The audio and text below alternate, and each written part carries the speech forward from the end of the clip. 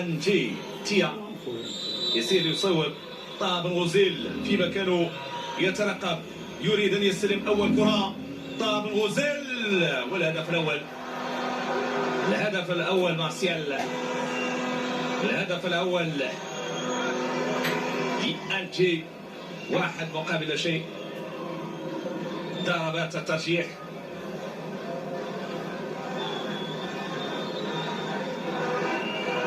إذا أول أهداف المنتخب المالي في ضربات الترجيح. والآن أول ضربة ترجيحية للمنتخب الوطني المغربي. هذا بوراما كوني،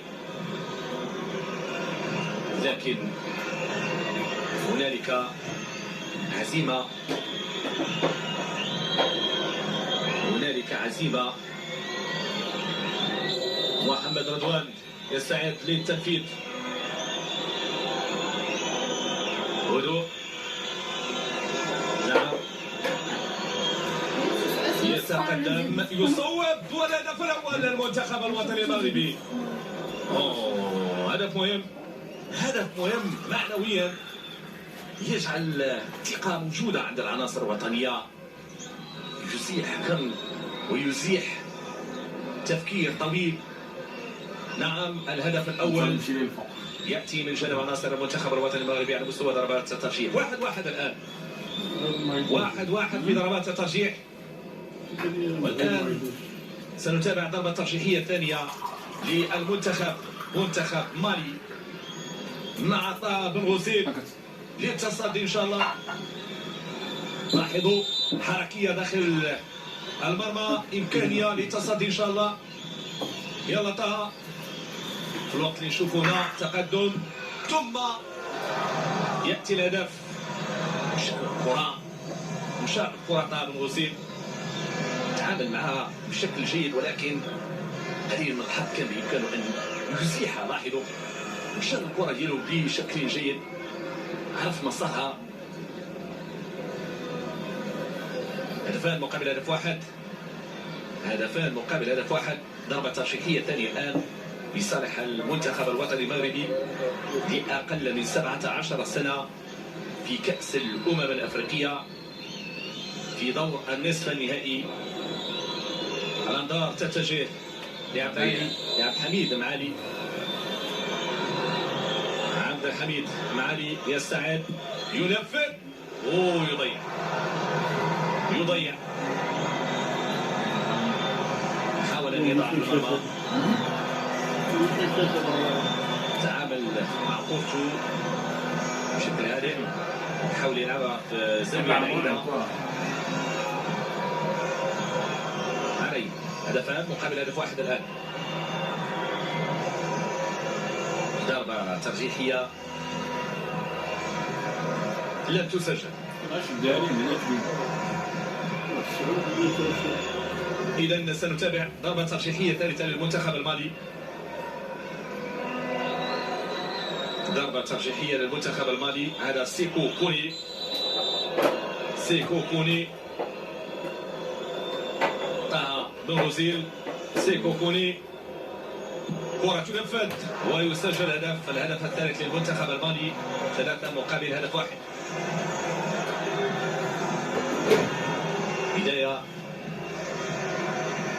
من خلال تسجيل هذا الهدف.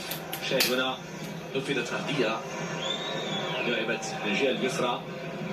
إذا 3 أهداف مقابل هدف واحد. الضربة الترجيحية الثالثة للمنتخب الوطني المغربي.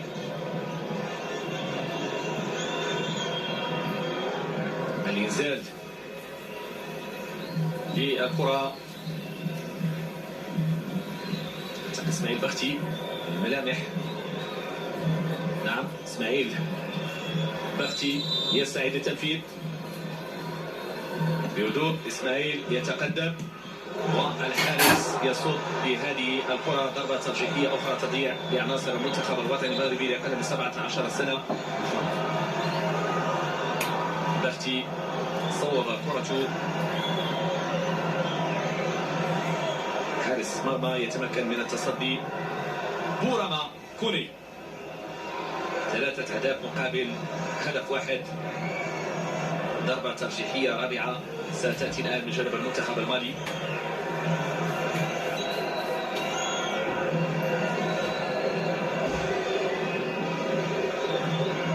ضربة حاسمة.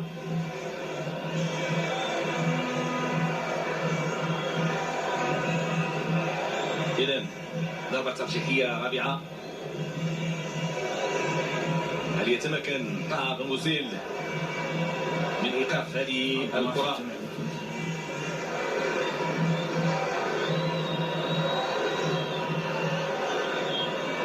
ضربة ترجيحية رابعة إذن لصالح المنتخب المالي.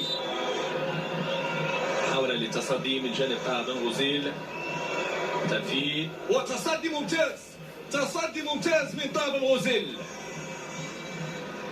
إضاعة أول ضربة ترجيحية للمنتخب المالي. 3 مقابل 1. 3 مقابل 1. ممتاز. بن غزيل جمع الكرة، قراءته سليمة. لاحظوا أزاح هذه الكرة وخطر هذه الكرة. 3 مقابل 1. ضربة ترجيحية. كل الكرات الآن حاسمة، لذلك المنتخب الوطني المغربي طلب بالتسجيل.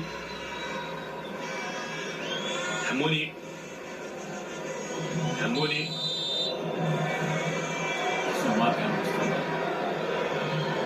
محمد حموني يستعد ويضع الكرة في المرمى. 3 مقابل 2. 3 مقابل 2. مهمة من حموني. 3 مقابل 2. ضربة ترجيحية ناجحة للمنتخب الوطني المغربي. ضربة الترجيحية الخامسة حاسمة هي الأخرى. تصدي من طه بن غزيل سيكون شيء رائع. نتمنى ذلك. يلا طه. ضربة ترجيحية رابعة للمنتخب المالي تدافع والحارس يصد. مهمة. سيكون شيء رائع. ذاك ما فعل يحيي الأمال. ممتاز طه بن غزيل. ميلاد حارس رائع فذ مميز بما تحمل الكلمة من معنى. مشى الكرة يعني قام بالمطلوب. الآن المطلوب هو تسجيل هدف لتعود الأمور إلى نصابها. 3 مقابل 2. ضربة ترجيحية خامسة للمنتخب الوطني المغربي. العميد عبد الحميد أيت بودلال صاحب الخبرة يتوجه الآن، يضع قوته في مكانها. لحظة من اللحظات المهمة.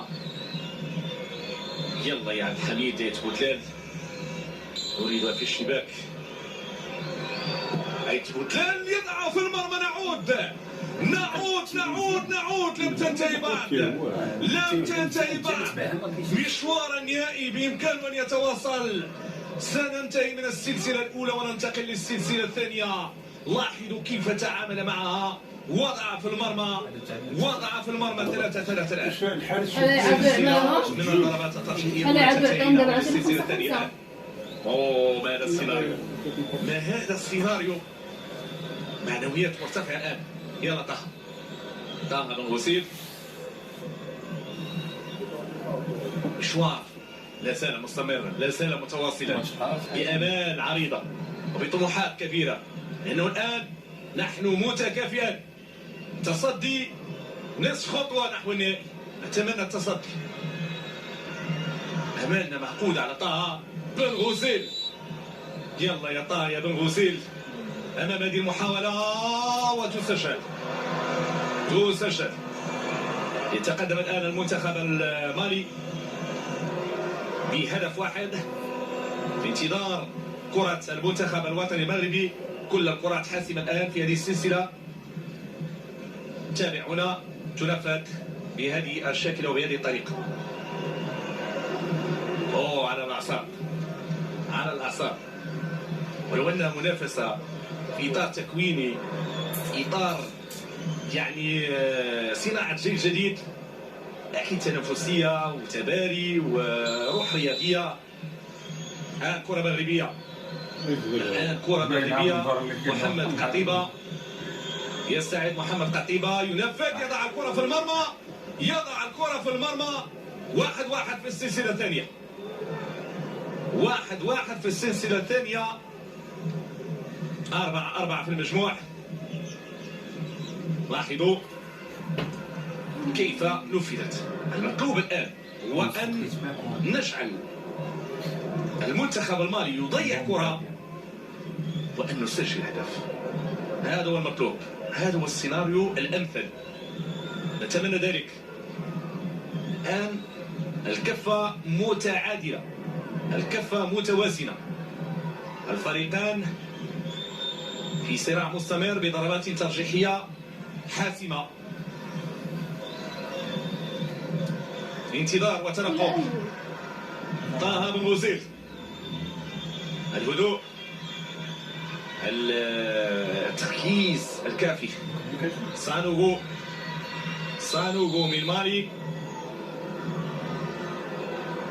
سانوغو من مالي امام طه بن غزيل. يلا طه، يلا طه، يلا طه، ويسجل، يسجل الهدف، يسجل الهدف. تقدم الان 5-4 في المجموع، ولا زال لدينا تصويبه من جانب عناصر المنتخب الوطني المغربي. نفذت في الزاويه البعيده. اذا لازلنا مستمرين، لازلنا متابعين لهذا المشوار ولهذا المسار. حمزة المتوكل، فرصة تسجيل هدف خامس، فرصة تسجيل هدف والاستمرار في التنافسية. حمزة يستعد، يتقدم ويضع الكرة في المرمى. ممتاز ممتاز ممتاز حمزة المتوكل. 5-5 الآن. اوه بالدموع، بالدموع. جيل جديد، جيل صاعد، جيل نصفق له مهما كانت النتيجة صراحة. جيل طموح شغوف. كامل التوفيق لعناصر المنتخب الوطني المغربي لأقل من 17 سنة، واللي هدفها كبير وطموحها كبير من أجل الوصول للنهائي كما وصلت للمونديال. التصدي، التصدي الآن، أو أن تغادر الكرة إلى خارج رقعة الملعب مهم جدا. كرة تنفذ، والحارس ممتاز، والحارس ممتاز. طه بن غزيل، طه بن غزيل يتمكن من التصدي. نصف خطوة نحو النهائي، قدم في النهائي الآن، قدم في النهائي الآن، في انتظار القدم الثاني. اوه طه ممتاز، طه رائع، طه مبدع، طه يعطي اطمئنان لعناصر المنتخب الوطني المغربي ويفتح السبيل والطريق نحو الفاينل، نحو المقابلة النهائية. نسجل هدف وانتهى، نسجل هدف وانتهى المشوار، نسجل هدف وانتهى مشوار المنتخب المالي، ونسير ان شاء الله الى المقابلة النهائية. الكرة الان عند فؤاد الزواري.